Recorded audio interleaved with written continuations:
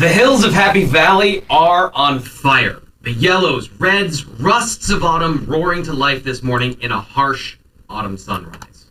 But today, only two colors matter: blue and white. The Penn State Nittany Lions take on Oio State. The Ohio State Buckeyes in Columbus, presumably for the right to face Michigan undefeated later in the season. It is the biggest game of the 2023 season, at least for now. We'll see what happens after today. One of the biggest games in a very long time for the Penn State Nittany Lions. I'm Thomas Frank Carr. Today's forecast in Columbus, much of what you'd expect. Cold, gray, a bit windy, and that's about the last I'm going to talk about the weather today. So pure joy. Yeah, and here's the thing. People have asked me 1,000 questions this week because everyone's excited about this game. Are there going to be trick plays? How's the weather going to affect it? Everyone wants to know about every little detail of this game, because every little detail could be the difference between winning and losing. But the weather should hold. Not a lot of rain in the forecast, 15% from what I saw. And don't bother me about going to the wrong weather forecast platform. I just picked the one that gave me the answers the most efficiently this morning. Game day forecasts, though, are brought to you by Center Care. In need of rehab after hospitalization or injury, you have a choice in your rehab provider. Set and meet your therapy goals with the Center Care Rehabilitation Team. Call 814-270-6000, online at centercare.org. I'm already cracking up. My voice is already breaking. I've had 5 cups of coffee this morning. Been up since 5. We're here.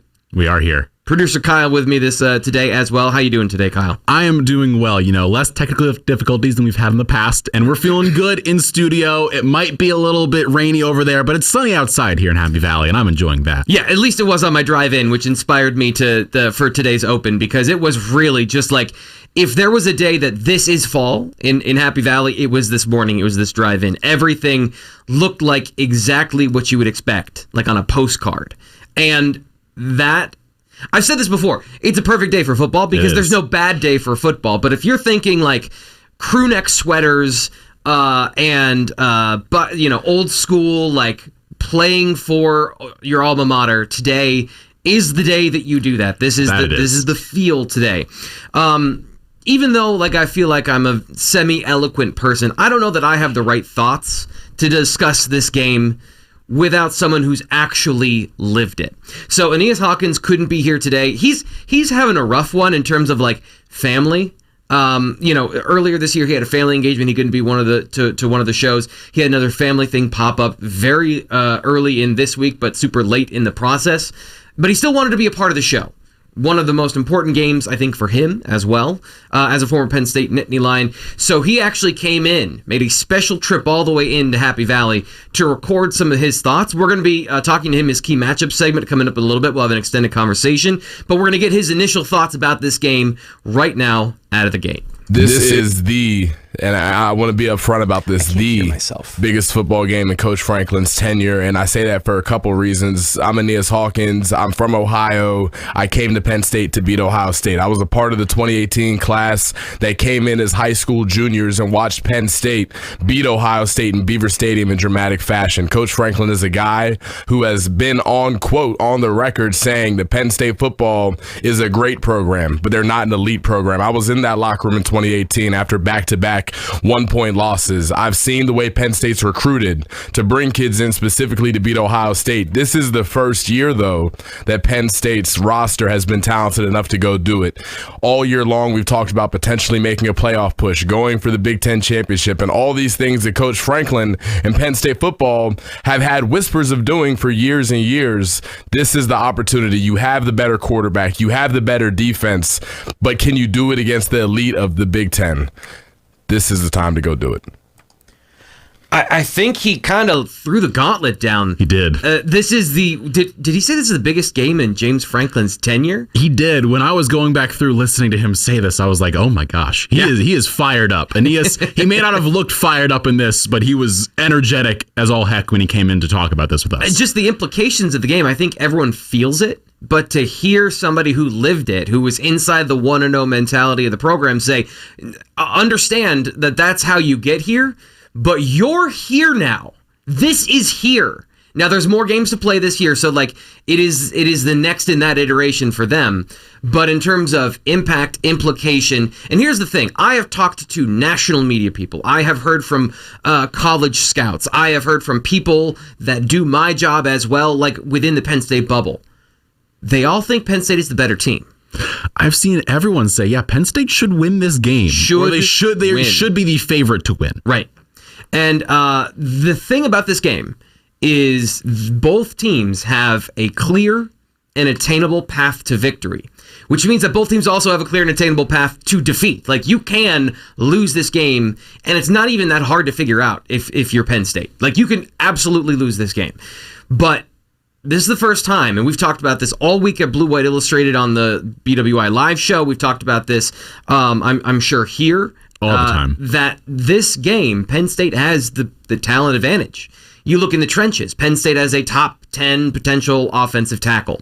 I think they have a highly underrated offensive line compared to what Penn State fans think of it. And this is really important. I was talking to some people on the message board yesterday, and the conversation about 2016, 2017, Penn State wins in 2016, a game that you would say on paper they had no right to win. Then 2017, they come in with the hopes and expectations that they can win, and they lose that game. And the idea that the offensive line back then, you look at the team, the depth right now of this roster compared to then, it is immeasurably better. But Penn State fans, I think, still hold on to the scars of the last 9 years under James Franklin when it comes to the offensive line. So they refuse to acknowledge progress that is not perfection. And there is progress on the offensive line. We'll talk about the players up front that I think make the most impact. We're going to talk about that in the practice highlights coming up in just a little bit. They have the horses to get this done. It's just about, can Penn State stay on schedule, and can Ohio State get explosive plays against the Penn State secondary? Those are two things from the offensive perspective that are going to determine this game for both teams, and I think for the college football playoff at large. It will. And I am just so very intrigued by the fan base here, because I, of course, have not really been around Penn State and Penn State football in general. So me learning this and seeing these fans say, well, we're going to get just steamrolled this year, as we always do against Ohio State. We always seem to lose, and there's issues here and issues there. And Drew Aller is going to be the equivalent of Kyle Leff coming in to play quarterback. And I'm like, I wouldn't go that far. But you see these things and hear these things stated, and I'm just sitting here saying, do you not have faith in this team? Like, is there, I know you've been beaten down brutally over years with these 1-loss, 2-loss seasons where you lose to Ohio State, lose to a Michigan, lose to whoever, and it's heartbreaking. But is there no faith in this team whatsoever to do anything? This is their first matchup, real big matchup this year. They've shown us no signs of being a bad team. They've only shown positive things, and we haven't seen the best out of a lot of these players. We've seen good games. We've seen average games from everyone. We have not seen an iconic game from a player yet. Every year, every team always has that one game where that one dude does something magical. Yeah. And if you're going to pick a day to do something magical, may as well do it in Columbus, Ohio against Ohio State and beat who we consider our rival. They may not consider us a rival, but Penn State considers them a rival to an extent where we're like, we want to beat them. Kyle, you're playing all of the classic hits. Who's a rival with who? Obviously, Penn State is not not Michigan in terms of like historical. But if you look at games that have been good and you look at competitive Big Ten matchups, it absolutely, unequivocally comes down to three teams in the East and then whatever the West spits out in its puke of a season. Mm-hmm. The only teams that have balance, that have the ability to play on a national scale, at least so far, are Ohio State and Michigan. Penn State wants to be in that conversation. They have been so very close over the last 7 years. They're little brother. That's what they are. So if you don't feel you're that, and I don't think Penn State even... It's so funny. Like, I don't view Penn State as a little brother to anybody, even from an academic standpoint. Like, not a rooting interest, don't have a horse in the race in terms of emotional investment, but just from a aesthetic standpoint, they seem to stand alone. And yet, I'm not right. Like, no. I'm not correct about that, because like that is absolutely not the case, because they have not been able to beat Michigan and or Ohio State enough in consecutive seasons to make the college football playoff. By the way, Kyle, you have as a step back moment here for the show, and we talked about this to start the year. Kyle was not going to be a part of the show because he was still learning the team. Here you are on Ohio State week. Oh boy, on the show. That I am. Like we always say, next man up, right? Next man up. I mean, hey, I had a great education. I went to the school with Donovan McNabb. I mean, I've been there when Donovan McNabb was there. I had Eric Dungy, the great practice squad player for the Cleveland Browns back in 2020, I believe, 2019, 2020. God, you're young. Okay. Coming from somebody who says that, people say that to me all the time. So let's get into it here on the Penn State Tailgate Show. I'm Thomas Frank Carr. This is the Penn State Tailgate Show presented by Blaze Alexander Family Dealerships. He's Kyle Leff, talking Penn State and Ohio State. Coming up now, we've got the Penn State practice highlights, getting you information on who's back for the Nittany Lions, and then coming up next, we're going to talk about the Penn State defense and the Ohio State offense by the way of getting into that conversation through the Ohio State offense, explaining what they want to do and the differences between this year and previous years. One of the biggest factors in this game is how that side of the ball plays out. We'll get to it next on the Penn State Football Tailgate Show. I'm Thomas Frank Carr, and these are your Penn State practice highlight. It's the biggest game of the year for the Nittany Lions, and we're here for every second of it. Subscribe to the Blue White Illustrated YouTube channel so you don't miss a thing heading into Penn State, Ohio State. We're going to start up front with the biggest news this week, which was the return of guard J.B. Nelson. While Nelson isn't lighting the world on fire this year, he is the team's most physical, intimidating blocker. Having him presumably back in the fold this weekend for the Nittany Lions, it gives them the chance to go toe-to-toe with Ohio State's defensive front that has NFL talent at each position. Penn State showdown with Ohio State is one of the must-watch games of the year, and both teams have a realistic path to victory, which means both teams have a realistic path to defeat. Getting the offensive line to play at the same level that they have against previous opponents and open up running lanes for the Nittany Lions running backs, that's Penn State's best path to victory. Consistency and efficiency are the key for the offense. Making sure that they're methodical and don't go 3 and out is absolutely essential for the Nittany Lions to win and take the pressure off of their defense. But that doesn't mean that Drew Aller and the receivers are a byproduct of the offensive game plan. They'll need to be just as efficient in the same way to deliver the consistency that they've lacked at times this year. But as James Franklin pointed out, players don't stay the same throughout a season. Well, I think it's also an example of you're allowed to get better, right? And a lot of things factor into it, because I think early in the year there was some questions and concerns about that you guys had questions. So you're allowed to get better, you're allowed to, evolve and grow. So will Aller and offensive coordinator Mike Yurcich go big play hunting against Ohio State? Probably not, but they won't give up on it either. Head coach James Franklin made that clear on Wednesday. Where I think some of the questions have been fair, and I recognize it as well, and because I harp on it all the time. The two most important stats in all of football is turnover margin and explosive play differential.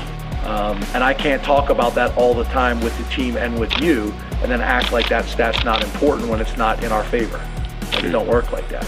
But to your point, I still think you can win a ton of games and at an extremely high level with not checking every box.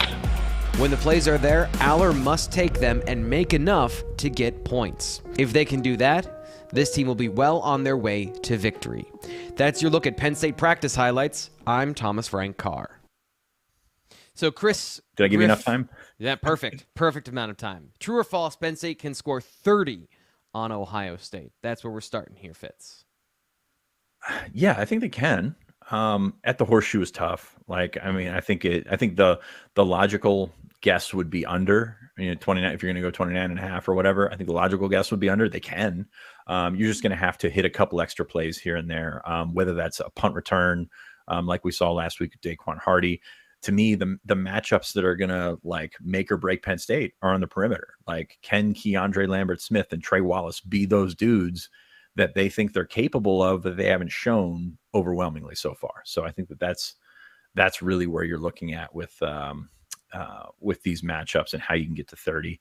I think Penn State's going to do some things closer to the line of scrimmage. Like Drew Aller's not going. I don't think he's going to throw the ball down the field all that much. You're on the road. You're conservative naturally on the road if you're James Franklin. So really curious to see how that goes. They can score 30. I don't know that they get there though. The matchup of efficient offense, and this is where Ryan really, I think, set us up perfectly for this conversation, is can you be efficient in the run game? Because I do trust that the passing game, Drew Aller's going to make the right decisions. He's not going to be risk it for the biscuit, throwing it down the field into a 3-safety system. But if you can be efficient, you can drive and score. They've shown that they can do that. This will be their toughest test, but Iowa was a good team, and they were able to do that against them on the defensive side. We have I hope we have a future sponsor on the show. Culpmont Winery asks, true or false, Penn State D-line is the main factor if PSU wins on Saturday. What do you think? True 1,000 times. Like, I think that is the one group on the field that can dictate how this is going to go. Ohio State's offensive line, has some athletes on it, but at the same time, they haven't been up to par for what you expect for an Ohio State team. So you have that opportunity to change the game from that aspect. Defensive tackles, like we're gonna circle back around to the things that we said coming into the season were concerns. Like I just talked about the wide receivers and going up and making that extra play a minute ago. These defensive tackles have played well, but they haven't exactly been faced with the murderer's row of running games. Not that Ohio State has one of the top running games in the country, but they have the potential. They've always got good backs back there. So a lot is going to be on these defensive tackles. We found ourselves in a nice little lull of feeling good about how that whole defensive line is and how those defensive tackles have played. But it's another animal this weekend with Ohio State. So we're going to see how those guys handle it.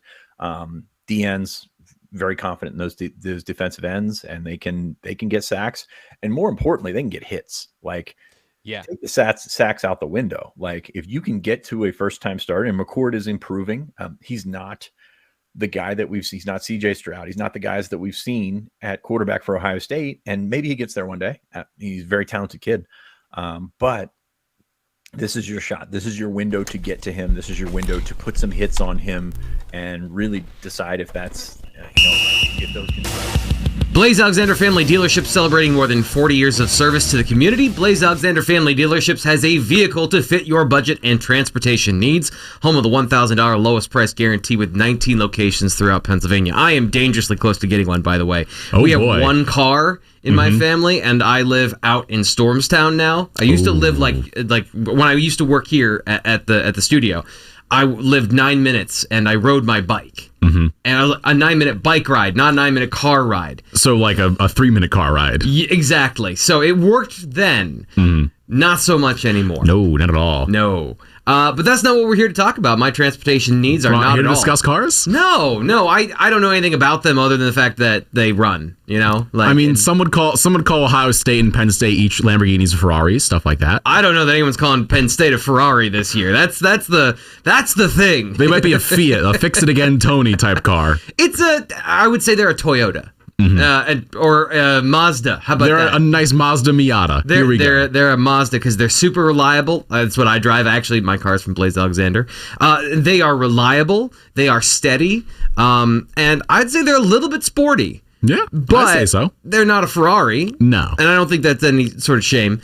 But Ohio State, that's what they want to be. That's what they are. That's what their offense is. And that's one of the biggest, I think, differences between this year and previous years. CJ Stroud, we're seeing what he's doing in the NFL. We've seen what Justin Fields did in this offense with his dynamic ability. We didn't even see him run all that much because they had such a talented offensive core that this offense has just worked with Ryan Day. Like, it just works.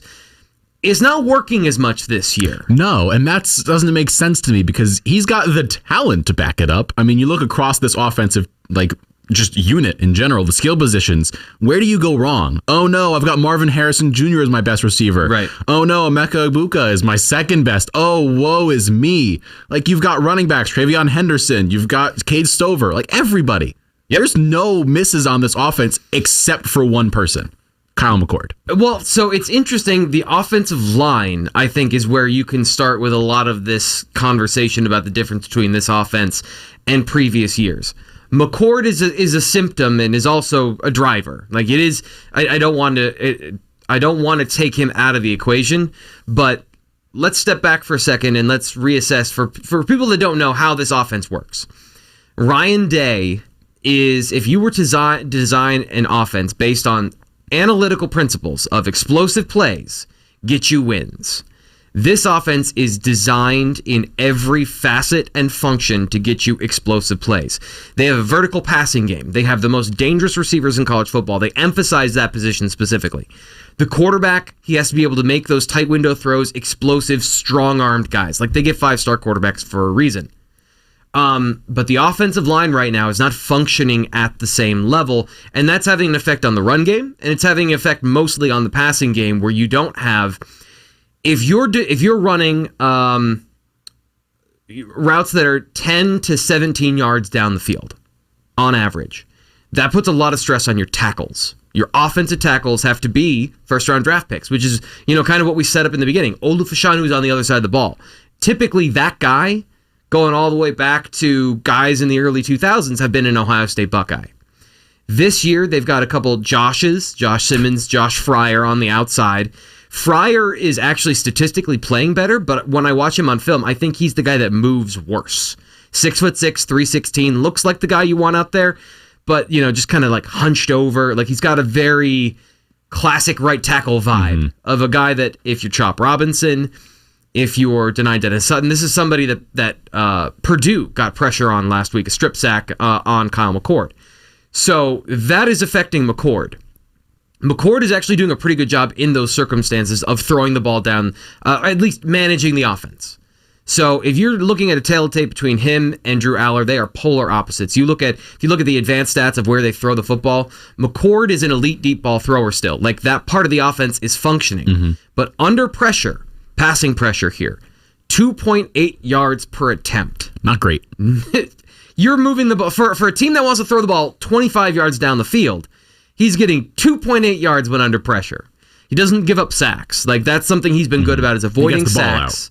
But he has a 52.3 passer rating under pressure. So that's a key matchup today. Chop Robinson, Adisa Isaac. We've been talking about it all week long. And that is, to me, the key to this game is not just get pressure. Because he like we just said, he's good at getting out of jams. He's good at getting the ball out and avoiding super negative plays. But you got to get him to the ground. Like this is there are times this year where we've seen Penn State flush a quarterback and then he escapes. McCord is not a runner, but he is a guy that can evade. So if you get a hand on him, bring him down. You put this offense in those situations enough times, you will get the ball. Because here's the other thing is, you look at the passing distribution and kind of going back to the tail of the tape between these two quarterbacks.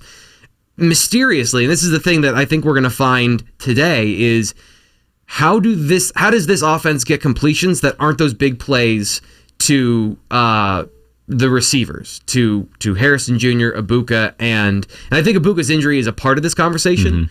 But the intermediate passing game, if there's one area where he throws the ball to the other team, it's in that 10 to 19 yard range, where it's not a one-on-one shot play.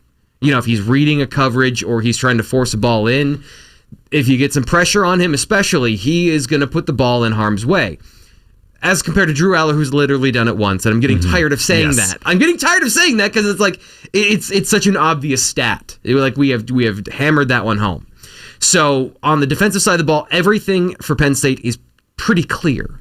This is a game where sometimes you have concepts that are going to decide the game. This coverage versus this style of play. This defensive formation, these guys on the interior versus a running scheme. This is player driven in a lot of ways, where the scheme can help you, but on the defensive side of the ball, Penn State has an obvious advantage, and another guy who I think Penn State can take advantage of, similarly to Iowa. Carson Hinsman, the center, has not been playing as well either from a run perspective or a pass perspective. You look at, again, some of his advanced metrics. I think he's allowed 10 pressures this year. So kind of like that Iowa game, if you have weaknesses on the interior and you don't feel super confident about your tackles, and again, this is one of the premier pass rushes in football, from a defensive perspective, from a schematics perspective, and from a talent perspective.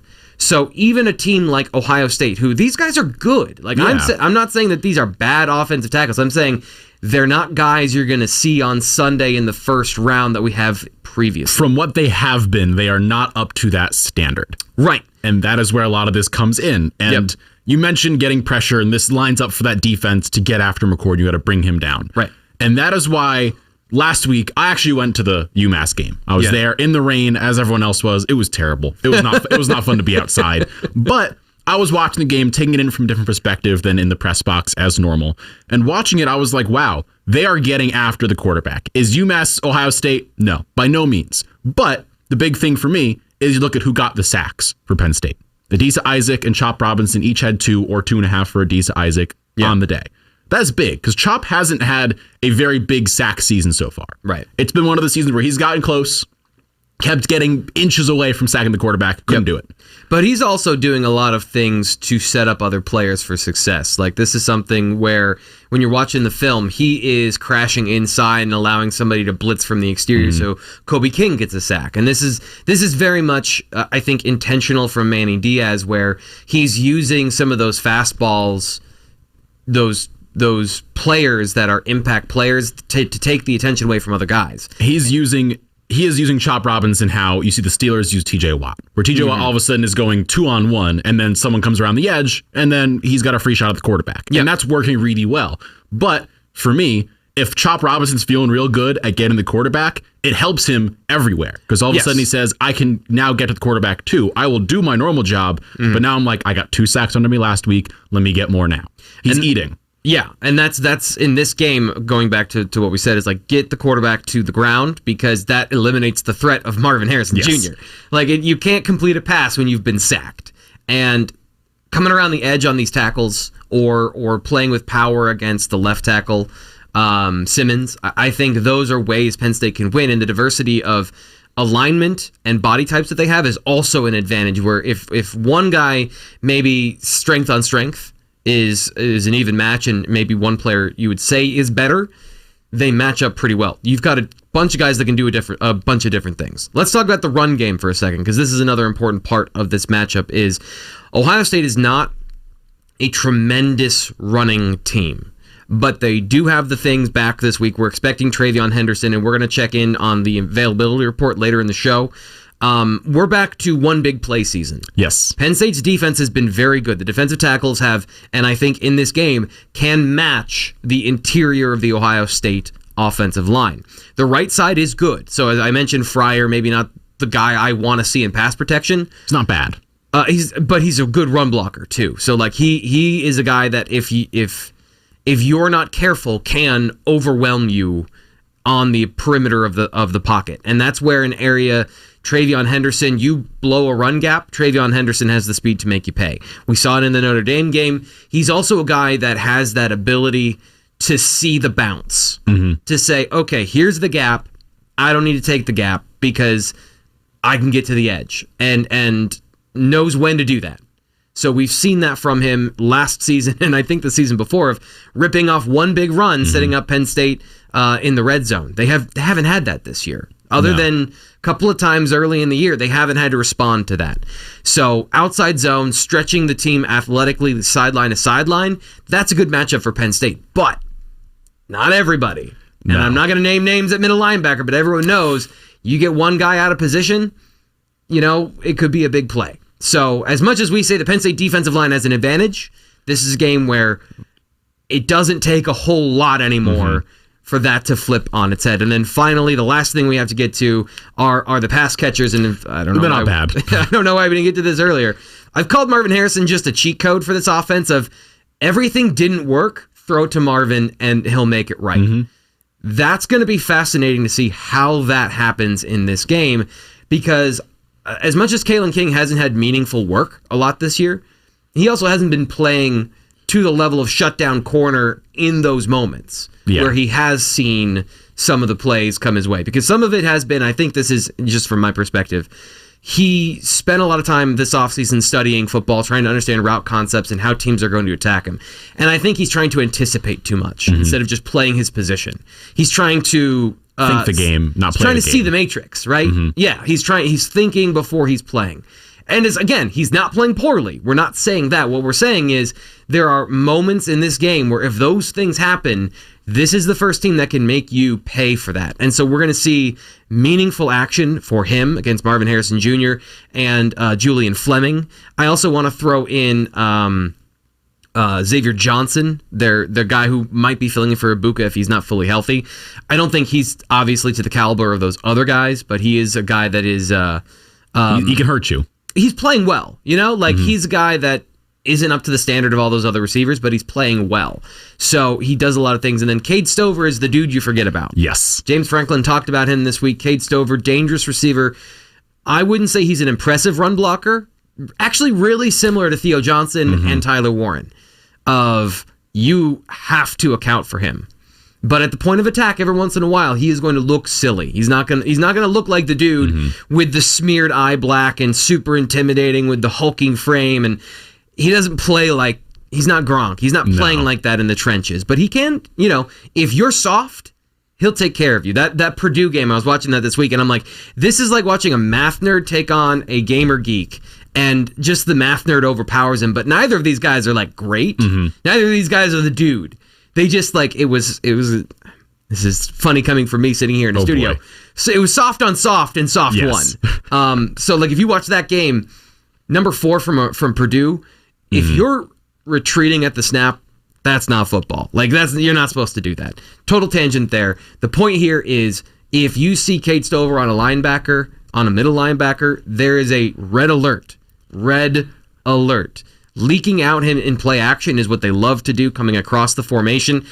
I think he scored a touchdown on Penn State last year. They run that play all the time. Penn State has to be keyed in on that and make sure that if it's a linebacker on him, that guy has a good 2 or 3 yard jump on the pass route. Yes, and statistically, looking at it through this season, if you take Marvin Harrison Jr. out of the equation, because again, he's just a different person. He's going to be a top 5, top 10 pick in the draft. He should be number 5 at bare minimum. He's going top 5 somewhere. Cade Stover is their best offensive target so far. Most scrimmage yards out of any player not named Marvin Harrison Jr.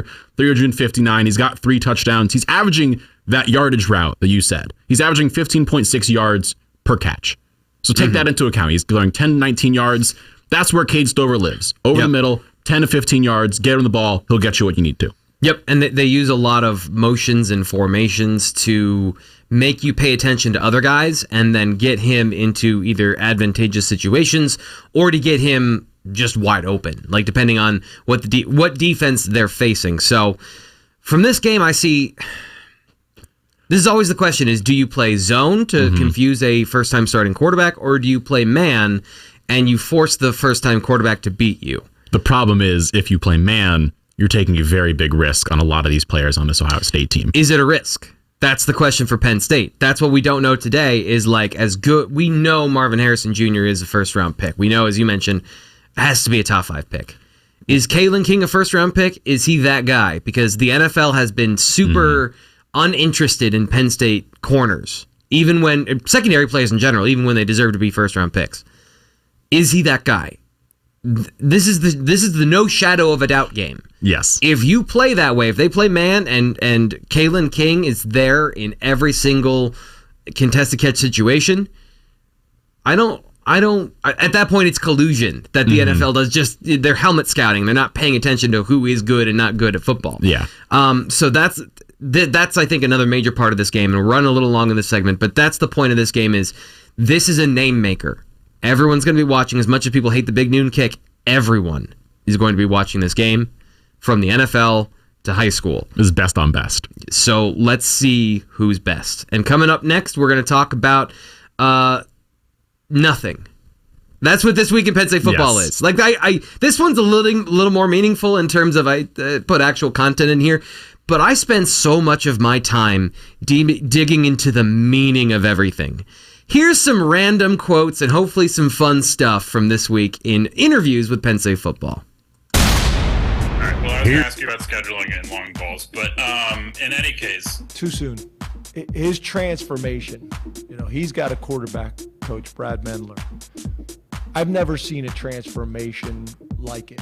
And to be honest with you, I didn't even really believe in it. I've always been a believer that you can really improve quarterbacks 90% of the time through their footwork and their timing and their anticipation and their pre-snap understanding of defense. That's when the game starts to slow down. That's where you really can help quarterbacks, especially in the college level, because we just don't get that much time to just do straight indie with guys.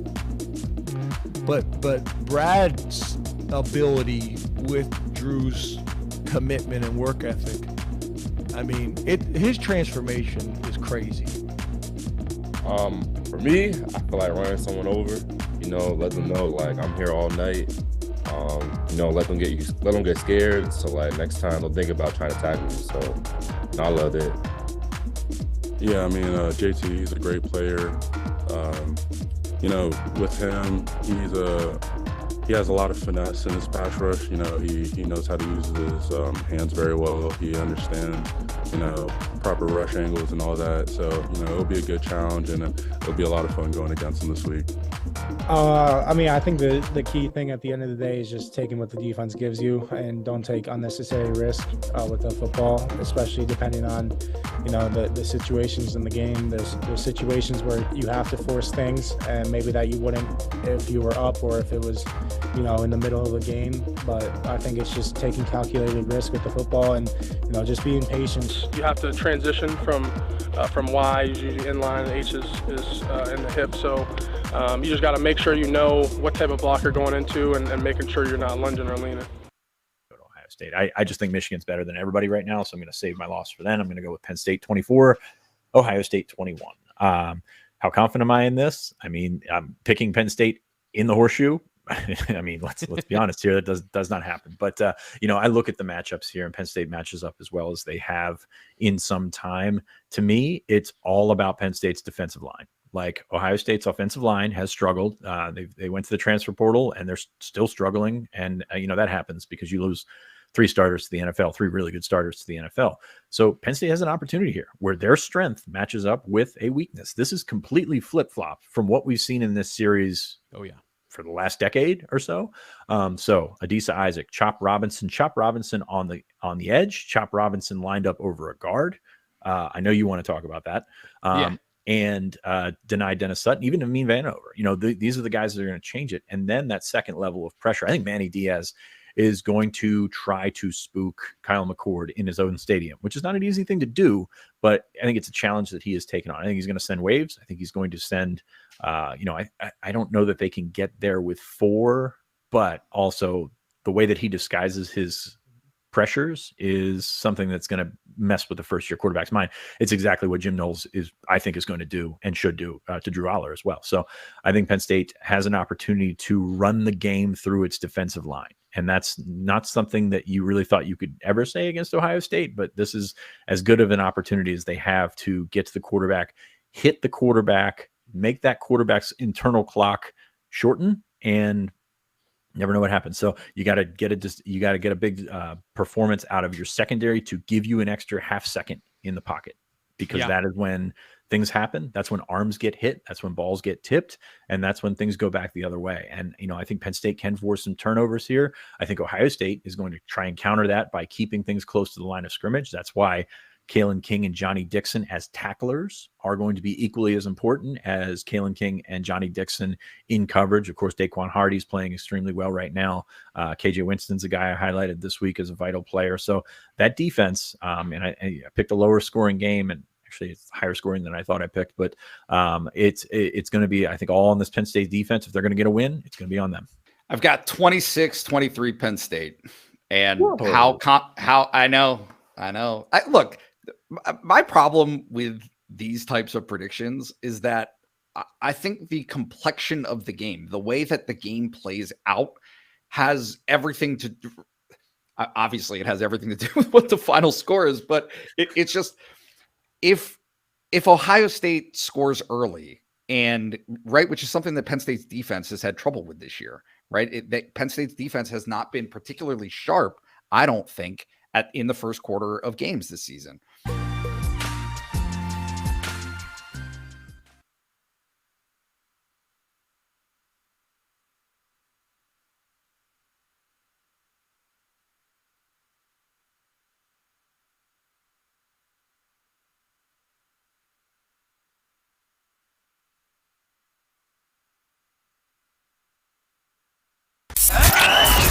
Now back to the Penn State Football Tailgate Show, driven by Blaze Alexander Family Dealership. Be the smartest person at your tailgate. Get the expert's view of today's game with Aeneas Hawkins as he gives you the key matchups. Brought to you by Stalker Chevrolet. For your next vehicle purchase, come to Stalker Chevrolet and save with low interest rates. And remember, only at Stalker Chevrolet will you get the Stalker Advantage with the purchase of any new vehicle. I am Aeneas Hawkins, back to give you today what I think the key matchup today is in this battle between Ohio State and Penn State. I look across the board, there's one man on that Ohio State roster that everybody knows you have to watch at all times, and that's Marvin Harrison Jr. I trust the Penn State defensive line to generate enough pressure on that Ohio State front to be able to get that quarterback off rhythm. But Kalen King, this is a direct call out to you. You want to be a first-round pick. You got a great matchup and a great opportunity in the best wide receiver in college football. To me, it's Kalen King versus Marvin Harrison Jr. Can Kalen step up and be the guy that we talked about in the preseason? Is he a top 15 type of guy? And today's a great opportunity to prove that, T. Frank. Yeah, this is a name maker game, right? There's across the board, there's a bunch of different guys who can make a name for themselves. The NFL draft is calling for dozens of guys on both sides of the ball. So let me ask you a little more specifically then for Kalen King versus Marvin Harrison Jr. Give me a stat line that's a win for Kalen. What do you? Because it's not going to be no catches for 0 yards and an interception, and it's not going to be rosy picture, right? So what is a battle between those two guys that is in favor of Penn State and Kalen King? Yeah, well, you look at what Marvin Harrison Jr. has done already this season. He's averaging almost 20 yards a pop. He's got 5 touchdowns already. He's finding his plays, like you're saying. To me, Kalen King, if you hold Marvin Harrison Jr. under 75 yards, you limit him to no touchdowns, that is a gigantic win for Penn State. And in all reality, if Marvin Harrison Jr. is held in check to that degree, I see Penn State getting out of here victorious. So it's an interesting conversation that I've been having all week over at BlueWhiteIllustrated.com with people who have asked me this particular question of, are they going to shadow him? Is he going to move with Marvin Harrison Jr.? I don't expect that because we haven't seen that from Manny Diaz. First off, let me just ask you, do you think that it's going to be that boxing match everyone wants to see every single snap? It's Kalen versus Marvin, or is there going to be Johnny Dixon has a hand in this, and there's a conversation with guys playing in the slot as well. How do you think Penn State plays him from a schematic standpoint? It's an interesting question because I think schematically you want to stay away from following Marvin Harrison Jr. with one guy. You want to give multiple corners a go at him because that's a long day to be chasing that guy around all day long. You got a guy like Johnny Dixon who's an NFL cornerback on the other side of him. Let him get a shot at Marvin Harrison Jr. as well. But I will say Manny Diaz may not have shown us that he will shadow a guy all day long, but if Marvin Harrison Jr. proves that he needs Kalen King matched up on him for 4 quarters, Penn State's going to be willing to do what it takes to go win this football game. What's a danger zone? Like you see something pre-snap you don't like, what does that look like from Penn State on the defensive side given this matchup? Like specifically for this particular matchup, what is when you're looking out there and you're watching on TV or you're at the game and you go, uh-oh, I see something I don't like. What does that look like for Penn State? Yeah, to me it's any matchup where maybe you have a safety have to come down and guard Marvin Harrison Jr. There are going to be times where no matter what, based on the play call that Manny Diaz puts in, you might see a Keaton Ellis or Zaki Wheatley matched up on him occasionally, but you want to stay away from that as much as possible. Ohio State's going to do creative things to motion Marvin Harrison Jr. to try to get him into matchups that they want to be in, but Manny Diaz and the Penn State defense has to be prepared for that, and they have to have some checks and ways to keep that under control. Yeah, it's specifically third down I think is really important because that's an area where they've kind of evolved Harrison Jr.'s game. He's spending more time in the slot, and he's actually got third down specifically, he's got more targets in the slot than he does out wide. So as much as this is going to be the beef of this, I do agree it's going to be Kalen King versus Marvin Harrison Jr. on the outside, the battle we all want to see. Some of those key matchups on third down, it might not be in Kalen's hands. So it's going to be Johnny Dixon. It's going to be Daquan Hardy. It's going to be a team effort, obviously, to stop this passing attack. If we step back from Marvin Harrison Jr., though, now we're going to take a look at the offense in general from Ohio State and some of those dangerous pass catchers because what he does set up everybody else. Emeka Egbuka. his health coming into this game, how much of a factor is that for Ohio State, and what does that unlock for them if he's healthy enough to be the threat that we've seen of him the last couple of years? Yeah, it's a crucial point of this game. You want to have a guy, you anticipate Kalen King winning his battles against Marvin Harrison Jr. on occasion, and you know that you need that number 2 option that you can go to convert those chains. His health is crucial. Penn State and their corners are going to test him early. If he does come out on that field, they're going to be physical with him to find out just how healthy he is, and as they should. But another guy that I'll throw out there as a pass catcher is Cade Stover, is a guy who has hurt Penn State in the past. We've seen on film Ohio State do some creative things to kind of get him out in the passing game late, where maybe sometimes guys are forgetting about him, where he's able to find those soft zones.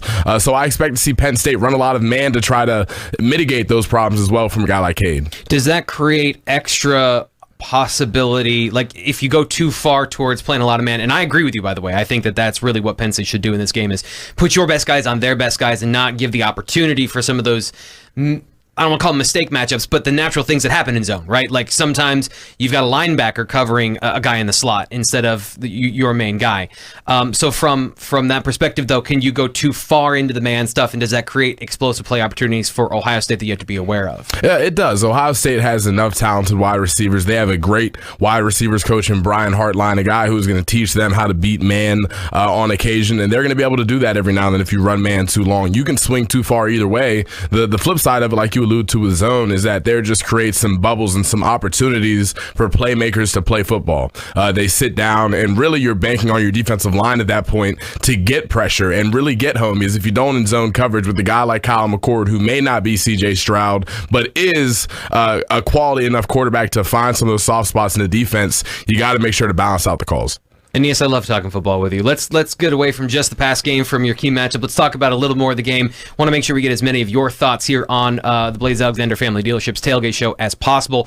Cade Stover, let's go back there and talk about the run game. Do you think that's an advantage for Penn State with what you've seen on film of him at the point of attack? And can Penn State take advantage of maybe creating some negative plays in that situation, or is he a guy that's going to raise to the level and be a factor in the run game as well? Yeah, typically in the run game, you are who you are. That's one of those things I've been pretty adamant about. The things I saw from Cade Stover in the run game, specifically against Maryland, don't indicate to me that he's going to be able to handle the pressure of Adisa Isaac and of Chop Robinson and Amin Vanover, guys who we've seen play physical football. Deny Dennis Sutton, who is a grown man at defensive end. I don't see how Cade Stover is able to match up at a high level in the run game consistently, and that's the spot that I think Penn State has to take advantage of, is dominating those run blocks from those tight ends. Because to be honest with you, Ohio State's offensive line, when I look at them comprehensively, they're not the typical group of body movers that you see, where they have an elite couple of tackles, where they have some guys on the inside who are big and physical. They lack some of those pieces that they have, which makes those tight ends in the run game even more important. You know, I talked to Chop earlier this week, and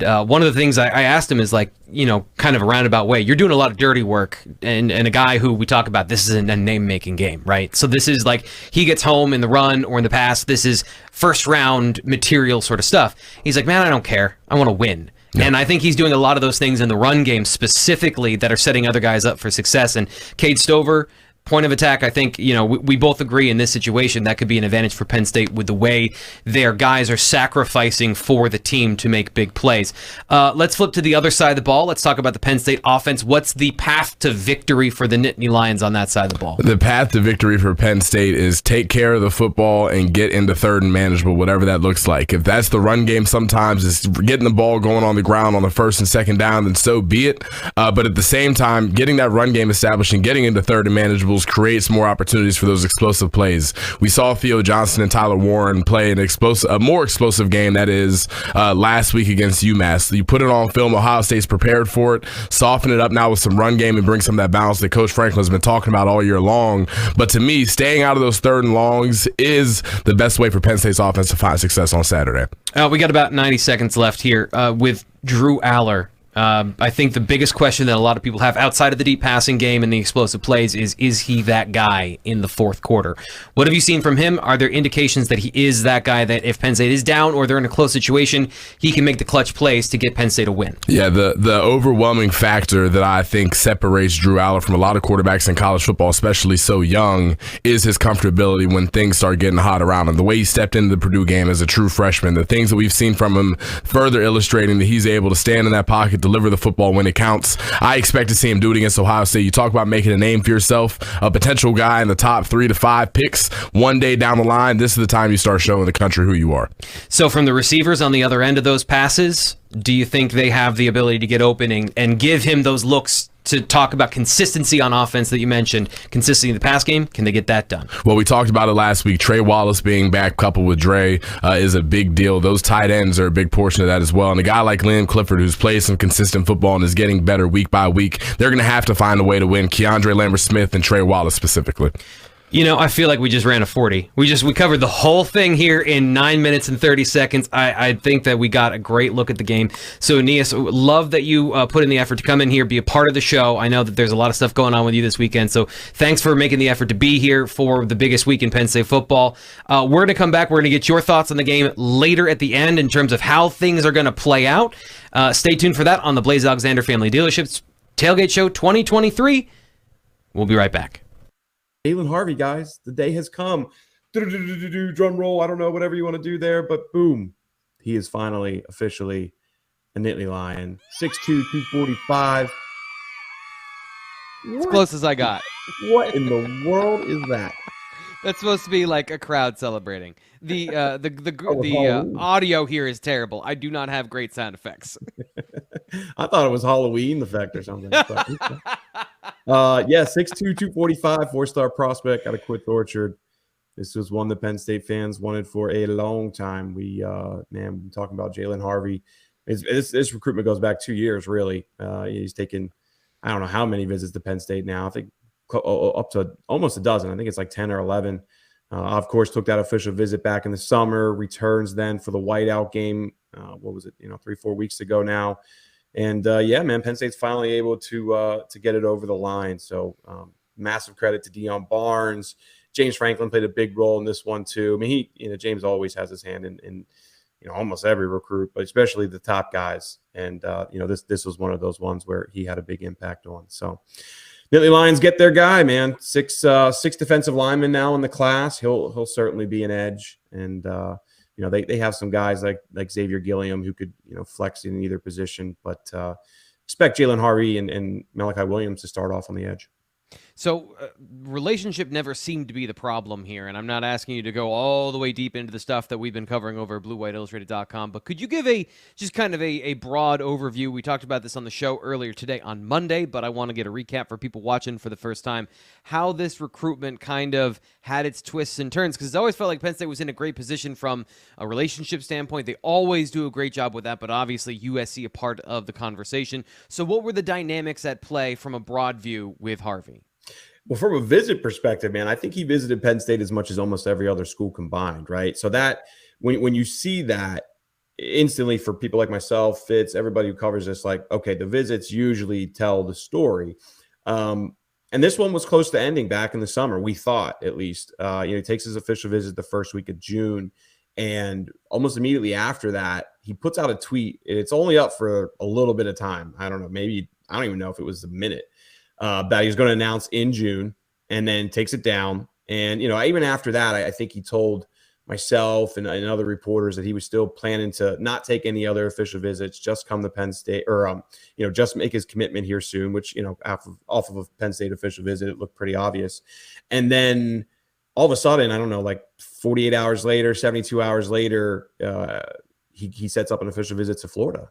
And also, of course, everything Penn State's been able to do on defense. Really kind of wanted to see how those teams shaked out this year. And then, of course, back to the Penn State Football Tailgate Show, driven by Blaise Alexander Family Dealerships.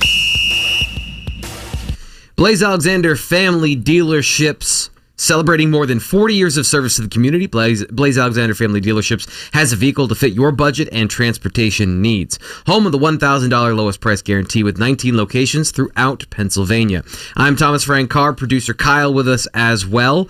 We're talking about Penn State football and Ohio State. If you're watching on the Blue White Illustrated YouTube channel, you probably knew that already by the title, Penn State versus Ohio State Tailgate Show. If you hear on the radio, welcome. And by the way, special sale going on BlueWhiteIllustrated.com, 50% off for new subscribers. I just want to put that out there. If you're getting up at 9 a.m.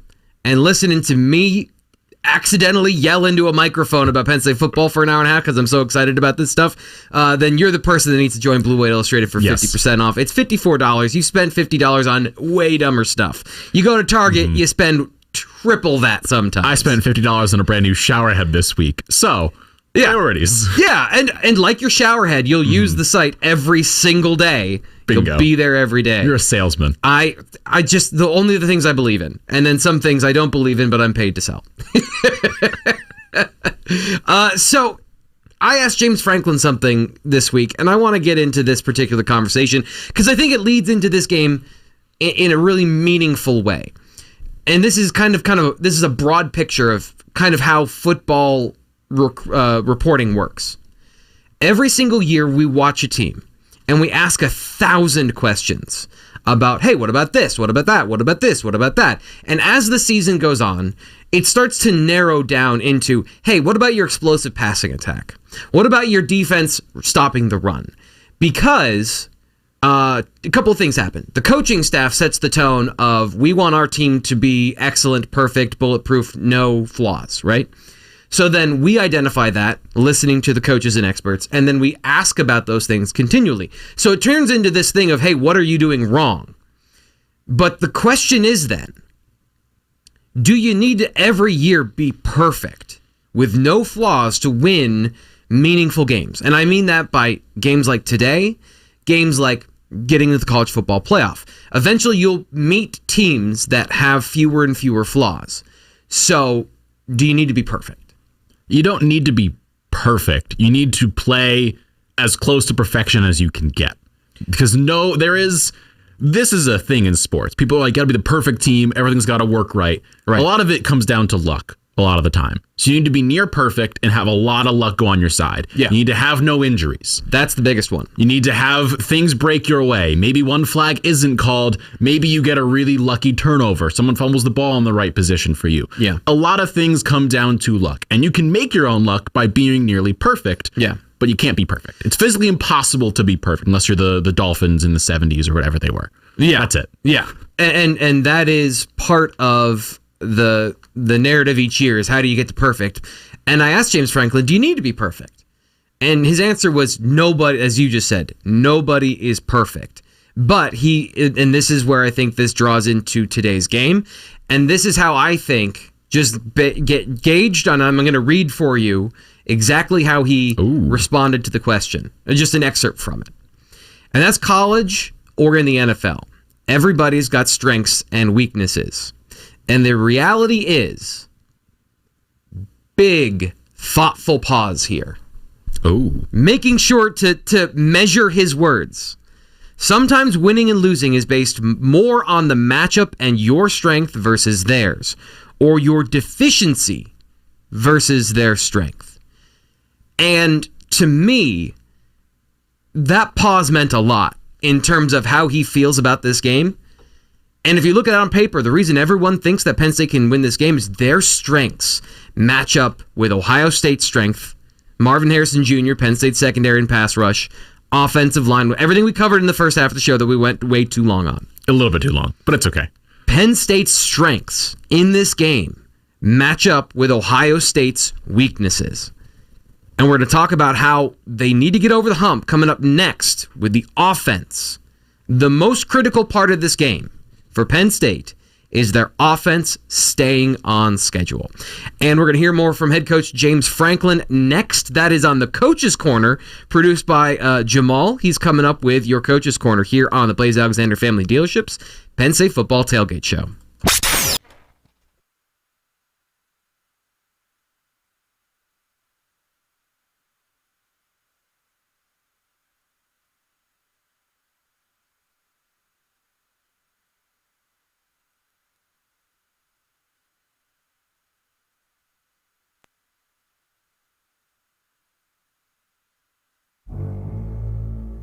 Two of the nation's top defenses face off today at 12 o'clock when 7th-ranked Penn State take on 3rd-ranked Ohio State. This is the 22nd time in both programs' history that the two football teams are facing off while they are both ranked in the top 25. James Franklin had this to say about Ohio State as he previewed today's matchup. You know, when you look at kind of who they are, Offensively, Brian Hartline, one of the most respected wide receiver coaches in the country this year, has become the offensive coordinator, continuing to do a really good job. They're still a spread offense. They will go tempo, as well, but I wouldn't necessarily say that's all they do. A lot of times they're trying to get a look at the defense. When you talk about personnel, obviously it starts with Marvin Harrison. We're very familiar with him. Everybody in the country is very familiar with him. Tremendous player. Defensively, Jim Knowles last year did a nice job, and then obviously, this year is taking it to a whole nother level. They're a 4-2-5 scheme. I think they're doing a little bit less than maybe they did the year before, but what they do really well, and obviously I think that is equated to them doing a really good job of limiting explosive plays. So tremendous challenge, also tremendous opportunity, and we're looking forward to going to Columbus and play this game. Penn State and Ohio State allow the second and the third lowest points per game in the NCAA. James Franklin doesn't see a need to change up his offensive game plan against a difficult Ohio State defense. You have to understand and figure out what the identity of your team is and embrace that identity no matter what. You have to be comfortable in your own skin and own who you are and how you have to play. That doesn't mean that you're not looking to improve in certain areas. For me, staying true to our identity and what has gotten us here, while still saying, okay, these are some areas where we have to improve, whether that's on offense, whether that's on defense, whether that's on special teams. Penn State lead the country in points scored in the second half at 25 points per game, while only scoring 15 points per game in the first half. Head coach James Franklin says the difference between performances in between quarters is due to slow starts. No, but the reality is, we got to find ways to start out fast in practices and in games and play at a high level. But again, I think at the end of the day, I do think we're playing really good complementary football. And that's a term that's thrown around a lot. But I think we're probably more complementary and more balanced than we've been in the past. And I think the players and the coaches have done a good job of embracing that. This season, Drew Aller is the only quarterback in the Big Ten who started all 6 games and has not thrown an interception. James Franklin says he is pleased from what he sees from his first-year starter. You spend your whole career trying to get quarterbacks to take checkdowns. Who's throwing checkdowns in their backyard? So here we got a young kid who's starting for the first time, and we can call those plays, and he'll take the checkdown. To me, he's doing a really good job of keeping the main thing, which is protecting the football, trying to create explosive plays when they're there, but not forcing them.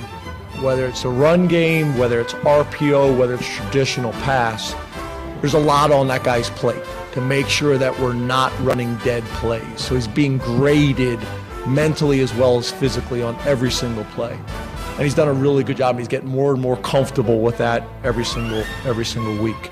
We just have to take the next step this week and get better again this week. Not do anything more than that. Drew doesn't need to be anything more than what he's been the previous weeks. He just needs to continue to refine his process.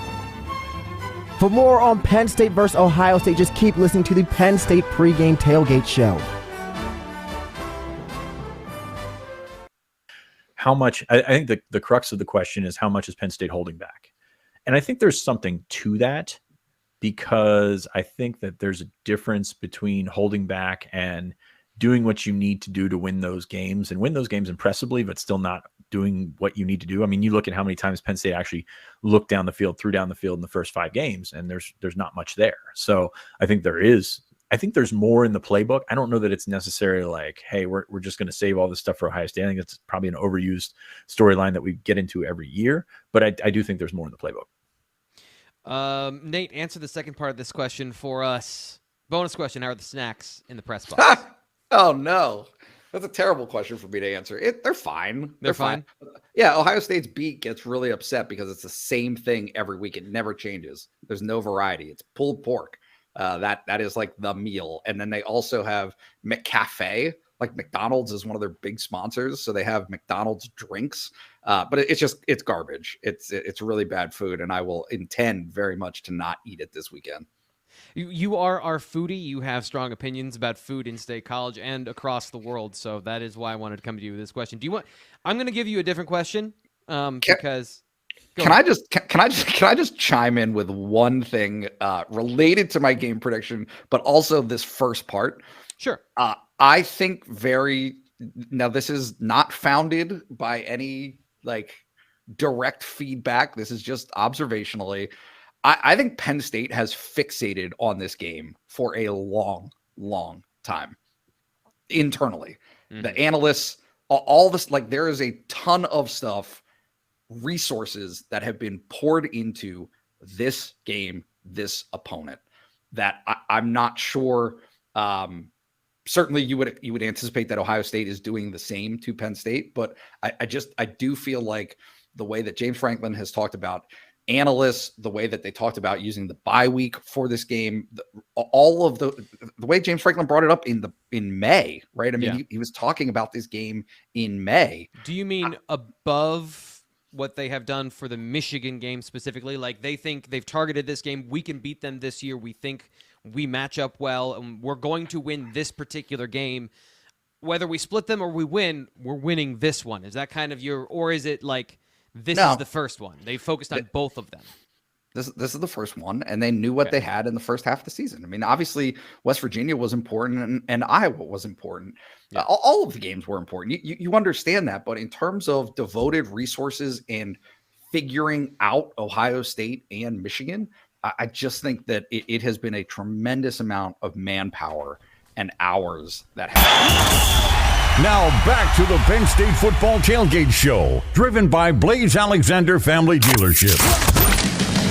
It's a long and bumpy road to the Big Ten Championship. Let's see how other teams are faring today. Here's Around the Big Ten, sponsored by Joseph C. Hazel Plumbing and Heating, Sprinklers and Backflows. They're your one-stop for quality, affordable sprinkler systems, HVAC, plumbing, and backflow services. Call 814-355-4841 for a free estimate today. PA number 012698. So what is going on around the Big Ten, T. Frank? A lot of things are happening today, but a lot of them are going on in Columbus, Ohio. Nowhere really else. So what else is going on in terms of ranked people in the Big Ten? Iowa is taking on Minnesota. They're in Iowa today. A barn burner of a game. Barn burner there. Wisconsin and Illinois are facing off in Champaign. Luke Altmaier hoping to get a positive touchdown to interception ratio today. Nebraska, Northwestern taking place in Lincoln, Nebraska. Alongside all of them, Rutgers, Indiana are facing off. Of course, Indiana is the next opponent for Penn State. Yeah, so I've gotten to a point this year. I used my bye week to get better and not to just have a bye week. Well, it's not an off week, it's a bye week. Exactly. Thank you. I was looking for the right word. So I had some time today. The knock-on effect is I had some time yesterday, to watch Michigan, Indiana from this past weekend, get a little bit of a head scout on Indiana. They have a good defensive line, and Tom Allen's secondary, sometimes they're going to give up big plays, but that is a fun defense. Like, I enjoyed watching them battle with Michigan. Eventually, this is just kind of the attrition that Michigan enjoys, is just beating people into submission. So it looks ugly, and then it snowballs. So that's kind of how that game worked. But Indiana, they're going to be an interesting opponent for the Nittany Lions. That they are. They are 2-4 currently, facing Rutgers this week, who is 5-2. They're in Bloomington, and you said Michigan. They are the last matchup we have not discussed here. Yeah. Michigan State, the battle of Michigan. I guess. I don't think it's a battle because it's more like we're going home with the trophy again this year. Cool, awesome. Kirk Cousins isn't there, so Michigan State's really got nothing on them. But they're facing off in East Lansing. That is the last matchup in the Big Ten that is not including Penn State, Ohio State, of course, because that is the only one that anyone's going to be watching today. If you like, just another thing on the Rutgers-Indiana game, if you like defense and you don't really care about what's happening on the field, I'm looking here on the site I have. They have tickets as low as $9. Not half bad. So you can spend the rest of your money on refreshments and watch two teams just run into each other for 3 hours.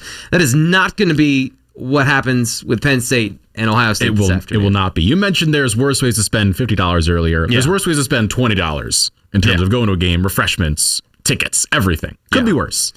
So this, I want to dig into, and for the kind of the rest of the show, we're going to be talking about the Penn State offense and how this team can win this game, because we talked about the defense setting up that they have a real opportunity on that side of the ball to create an advantage.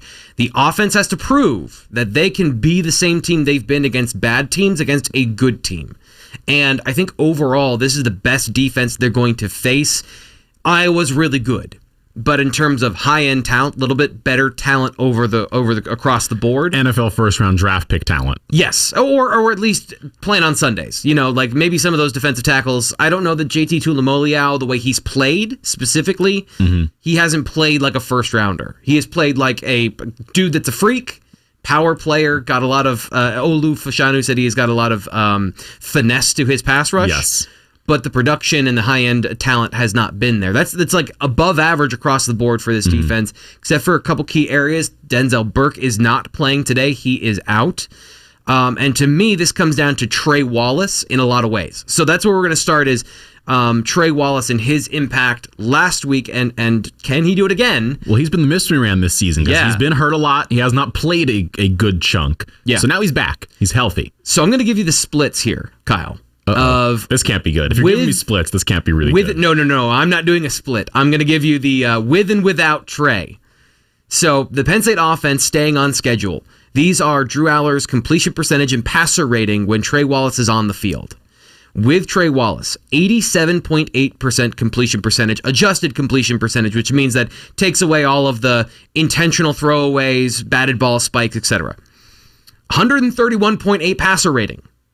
That is really good. Strong. Yes. Without Trey Wallace, 64.8 adjusted completion percentage. We're dropping by 20 points. Ow. Passer rating of 88.8. Oh. Massive difference. But here's the thing. It is perfectly in line with non-conference versus conference play. Yes. So what do you do with that? I have no clue. It is an argument that works for both for and against him. Yes. It says he should be on the field because he's great, but also, is he only good against bad teams? Yep. We don't know. We'll find out today. We will find out today, and it's going to come down a lot to him and Aller and this receiving core. Yeah. Because we have not really, outside of like the fourth play of the season, I don't think we've seen a lot out of this receiving group. We haven't seen just like a lot. We haven't seen much. This Ohio State team blows doors off of the Penn State receiving group because Keandre Lambert-Smith has had a couple plays here or there, but just not a lot. We haven't seen a lot of production out of him. We've seen a little bit here or there out of Liam Clifford, and they're all catching passes from Drew Aller, but we haven't seen big play or tough throw Drew Aller yet. Yeah, and they haven't had to. And that's kind of the point I guess I'm making in this segment is Burke being out is a big deal. And that might change, actually, some of my opinions about this particular matchup of you might have the opportunity to create some explosive plays today.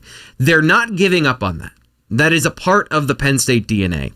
But the part of this offense specifically staying on schedule, which is why Trey Wallace is so important. Drew Aller likes to throw the ball into soft zone coverage on the outside of the formation.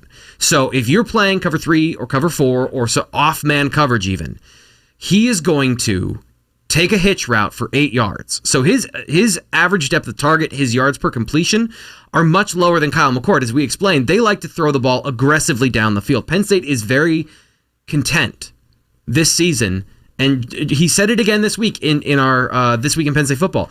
Take what the defense gives me, make calculated risks. But I would say he hasn't even made calculated risks this year. He sees the word risk and runs away. He has been very content to manage the offense, and you need reliable receivers. Trey Wallace, when he's not dropping passes, has been ultra reliable on the field with those numbers. And Keandre Lambert-Smith, he has had to fill in that role as the reliable receiver without Trey Wallace. And he's almost been overly emphasized to the point where it's him plus other people versus him with Trey Wallace, where all of a sudden he's now getting 2 players on him at all times versus just the one, maybe a second shading over sometimes. Yeah, and also a lot of the plays designed for him are not the go route, the double move go, or some of the things where he's running down the field. They also have, there's a lot of stuff we can get into. And again, this is something I talked about yesterday on the message board of the different ways they've used play action and deep shots. And they've been pretty repetitive, pretty consistent with the way they've done that.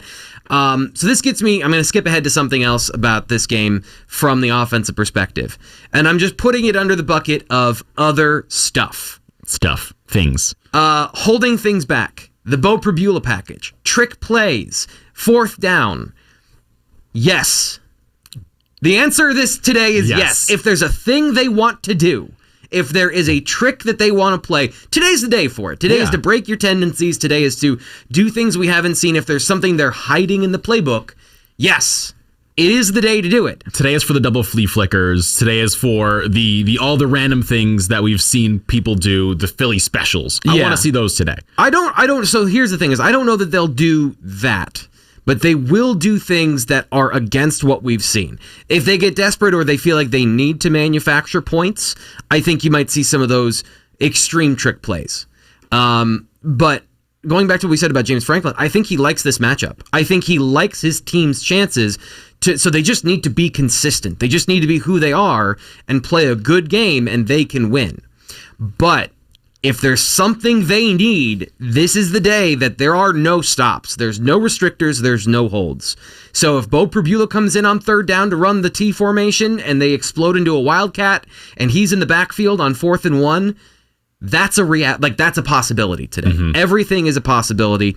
But I want to get back to the Ohio State defense here and talk about why this opportunity for the Penn State offense is there.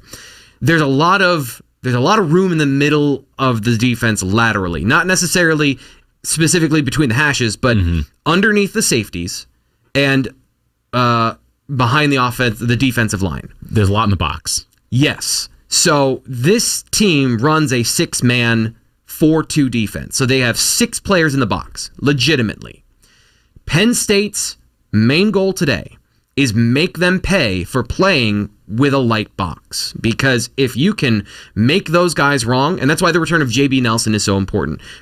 He, I don't believe, is on the injury report. Let me double check that here. But if he's healthy, he is not on the injury report. So he's not even questionable. He's playing today per the injury availability that was just released a couple of minutes ago.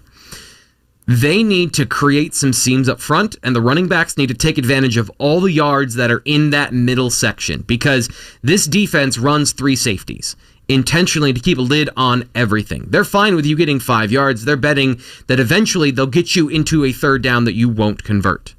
Penn State has been the team converting those third downs. So this is strength on strength, game plan on game plan. This matches up really well for Penn State. They need the guys up front to make those 6 men in the box pay. And then when you get to the safety, and the way that this is going to go is Penn State has seen the safety come down from the middle of the defense and take out their running backs before those explosive plays happen. That's going to happen again today. So we're not saying, we're not looking for Nick Singleton 70-yard run touchdown statement game, because I just think schematically that's not going to happen. But Jay One-Sider calls them dirty runs. Mm-hmm. You got to make them extra dirty today. Yes. Physical, pound the rock sort of game to set up, making Ohio State make some decisions with that other safety. So they run 3 safeties. They bring one in the box routinely. How you play formationally and with your personnel is going to determine if you force them to adapt their defense to what you are doing. So Penn State has a great opportunity to dictate in this game. They do. They have a very big chance of being the one controlling this game. And I am very excited to see what a real healthy Katron Allen and Nick Singleton look like this week. Yeah, that is where my heart goes. Is I grew up loving watching running backs. Danian Tomlinson in the NFL was just like the guy who was like, oh my gosh, he's amazing. He's great at what he does. Last week watching that game against UMass, I know, weaker opponent, Katron Allen or Nick Singleton did things that I was like, that's mean. That's cruel. Yes. Trey Potts got in, and I was like, oh, what are you doing? Like, that's like, he has a family. That's rude. He has siblings, parents, and you're doing things to him that should be illegal. And I look at that and I say, I want to see more of that today. I want to see Katron Allen abuse Ohio State. I want to see Nick Singleton run rings around everybody. That is what I am watching for. is Drew Aller. We keep discussing the quarterbacks, like how is McCord going to play? How is Aller going to play? Yeah. Realistically, this comes down to the running backs. Is Henderson going to play well for Ohio State? And is this rushing attack for Penn State going to finally kick into gear against the opponent that matters? Because we keep saying they're great. They're a two-headed monster, a behemoth. They are really good. They've got 375 plus yards apiece. They're real good. They know what they're doing. But we haven't seen them against a really good opponent just impose their will. And that is what I want to see. I want to see the O-line push them to the point where there's 5-6 yard holes constantly. And yes, I am frozen on camera currently. I know you've seen that, and the people have seen that as well. I am talking. I'm not just a head with nothing going on. It is a great time. But what matters is I want to see Kaytron Allen have himself a game. That's what I want to see this week, T. Frank. Yeah. I want to see Kaytron Allen go off, have himself a time, and it's going to be good. And now you're messing with cameras and we're messing with cameras here, but we're having ourselves a very fun time in the show. I want to throw this back to you for a second because you wanted to talk about special teams. I did want to talk about special teams. Everyone knows who watches the show that I don't do special teams because I've got the other 22 players. So I'll leave it to other people to talk about special teams. I know you're a big special teams fan. So what are you looking for on that phase of the ball? So what I am watching for myself is based on last week. We saw Daquan Hardy take 2 to the house, which is very big for Penn State. We have not seen a return touchdown on the pending side this season. I am a very big special teams guy. As Pat McAfee says all the time, special teams matters. And these are 2 really good punters. Jesse Mirko for Ohio State, real good punter. And of course, Riley Thompson for Penn State, also really gosh darn good at his job. They're both punting real well, getting the ball where they need to. Are they the best in the nation? No. They're not Torrey Taylor for Iowa. They're not any of these really good guys, or James Burnip, I believe, for Alabama. They're not that good, but they're real good at their jobs. But from what I can tell, Mirko doesn't get the ball inside the 20 a lot. He doesn't do it quite as well as you would like your punter to, because you got a coffin corner it. He doesn't do that. And if I'm Daquan Hardy and I took 2 to the house last week, I'm saying, I wonder what I can do this week.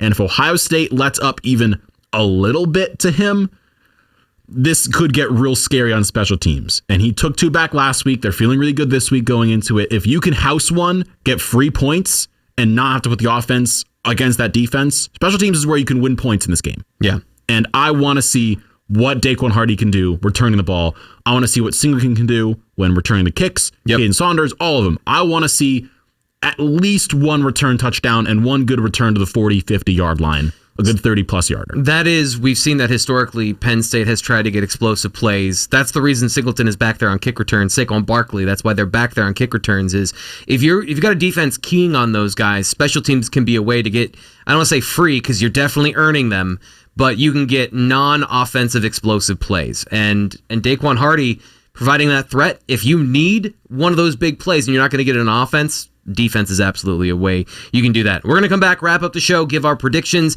and our keys to victory next on the Penn State Football Tailgate Show, brought to you by Blaze Alexander Family Dealerships. Enjoy. HOHMADW 1978. I believe this is Dave. Which Penn State defensive player matches up best in coverage with Cade Stover? Very good receiver. Not sure the linebackers match up well in coverage. Nate, James Franklin mentioned Cade Stover, so like his impact as a receiver and as the guy you can't forget about. Maybe what do you see him having a big impact on this game? An impact for sure. Yes. I mean, I think that certainly Ohio State is going to go to him fairly frequently. And I agree with the question in a lot of ways. I mean, I just don't know that Penn State has been tested all that much in pass coverage. You handle the best matchup for the best player to cover him. But overall, I do think that he presents Penn State some challenges that they might not have had very consistently so far this season. Yeah, so I'm actually gonna contract this to Fitz because KJ Winston, boundary safety, tight end. It's a matchup made in heaven. Yeah, I mean, and you look at Curtis Jacobs and Abdul Carter, they've got the speed to do it. But in terms of actual coverage skills, Winston has the speeds and he actually has the size. But I do think Stover can be one of those like 2000s Iowa, like Dallas Clark. Like he's just like, why is that guy open all the time. Like, I think that can be a possibility, and that can be something that breaks you if you're Penn State's defense is those first downs. If you get them to 3rd and 11, and then all of a sudden Cade Stover picks up 13 yards, like it's just a gut punch, and keeping your defense on the field, things like that. So I think that he can be that guy, but I do think that KJ Winston gives you a better opportunity to guard him because of his skills in man coverage, because he can trail him and outrun him and catch up on the ball. I think that they have an opportunity to do that. I just don't know that it's with those outside linebackers. I think it's more with the safeties. Agreed there. And the thing that Ohio State loves to do is get him matched up on middle linebackers. So making sure if that happens, Tyler Elsdon has been more aware in coverage, but he can be aware and also lose in this situation. Last year, you saw them use Cade Stover to attack in coverage, and Tyler Elsdon gave up a big play late in the game. So those matchups, sometimes you don't determine them. On the other side, Frank, wait, before we get into that, Elsdon, do we see much of him this weekend? I'm going to throw a question to you. I think they're going to play him because they trust him more than the public trusts him. But yeah, I don't think we see, going back to the conversation about 3 linebackers, they're a spread team. They're going to play a nickel package a lot. So we're going to see less linebackers in general, which means we'll see less of Elsdon and we'll see less of King. But I think you're going to see all of those guys for sure. I just wanted some action in the chat by mentioning Elsdon, so that's why we're Wanted to drop a bomb late on the show. Matthew DeLang asks how important are the tight ends in this game. So flip the script, talk about the other tight ends. We talked to Theo Johnson. How important are the tight ends, Nate, to Penn State's success on Saturday?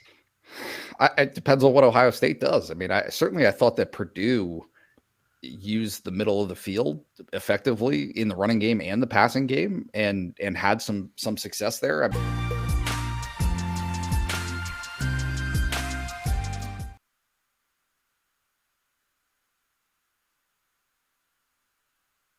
I look at the way Penn State and Ohio State match up just from a schematic and skill level, and Penn State has the clear advantage with their defense matching up against Ohio State's offense. Kyle McCord is a quality quarterback, but not a quarterback that has elite arm strength or accuracy. He shows deficiencies. His deficiencies are especially clear when you watch Ohio State's offensive line. Their tackles struggling in pass pro. Their interior guys in their offensive line struggling to generate consistent movement in the run game, really at any level, struggling to climb to the second level. Penn State's defense has to play fast and they have to play physical. They have to pressure Kyle McCord, expect to see a lot of prowler. Their corners have to match up against their receivers, and ultimately Penn State's offense has to do a good job of converting red zone trips into touchdowns. They have to find ways to move the ball consistently, whether they get their ground game going, whether they get their tight ends going, Drew Aller taking care of the football in big moments. These are all crucial aspects of this game. This is going to be a dogfight. I like Penn State finding a way to come out on top 28-21. At some point, Drew Aller's going to have to step up and be the elite quarterback that we know he can be. And Nick Singleton, this is your opportunity to remind the country who you are as well.